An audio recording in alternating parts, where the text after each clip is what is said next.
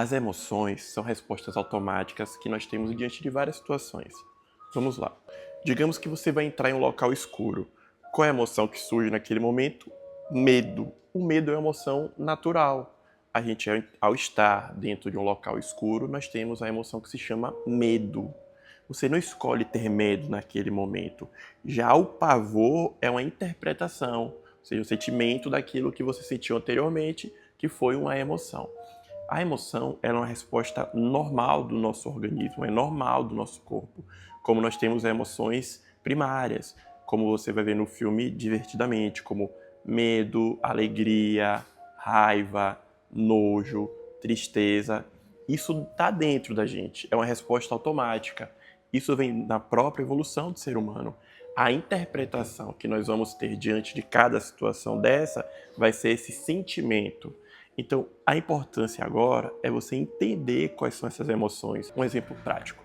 Digamos que você vai para uma entrevista de emprego e aí você começa a ficar ansioso. Ansiedade já é uma interpretação do medo que você tem de ser julgado, de não passar em uma entrevista de trabalho. Você vai para um encontro amoroso, você começa a ficar com medo de ser rejeitado, ou então você fica ansioso em saber quais palavras você vai usar. Essa interpretação cognitiva, ela vem posterior ao medo primário. Então, se você identifica qual é esse medo primário, se torna mais fácil você conseguir elaborar algo para poder sair dessa situação de medo. Como? Vamos lá. Na entrevista de emprego ou numa reunião de trabalho, se você tem medo de não ir bem, você tem que pensar quais são os fatores que me levam a pensar isso, como domínio do conteúdo, o que é que eu posso dominar melhor, quais são os instrumentos que eu tenho para fazer uma apresentação melhor, ou seja, separar todos os conteúdos que você tem controle para que você se sinta mais seguro. Isso é importante, porque o medo, normalmente, ele vem em situações para a gente, quando a gente vai para o pavor ou para a ansiedade, de situações que nós interpretamos de maneira disfuncional.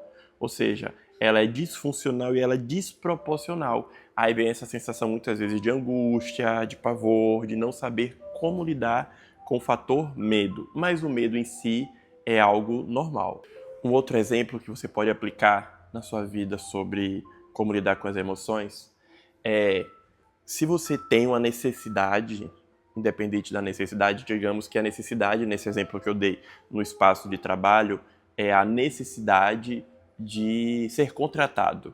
Você tem o medo de não ser contratado, você interpreta isso, que você não vai ser porque você acha que você não é bom, porque tem outros candidatos melhores que você, porque você não se sente capaz.